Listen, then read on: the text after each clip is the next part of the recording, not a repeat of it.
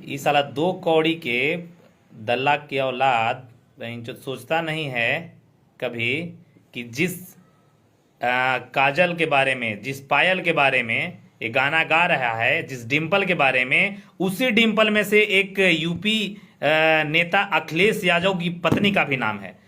लेकिन साला ये मतलब इतना मन बढ़ गया है कि भोसड़ी वाला कुछो बोल देता है कि हम नचनिया के बारे में गा रहे हैं। कहाँ चर्चा किया है तू नचनिया के रे?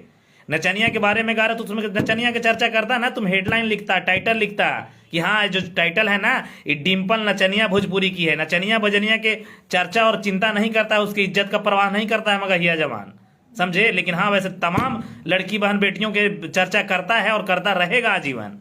भोसड़ी वाले दो कौड़ी के लौंडे लोग सोचते नहीं है, क्योंकि उनके बहन का नाम पायल नहीं है, बहन का नाम काजल नहीं है, बहन का नाम डिम्पल नहीं है।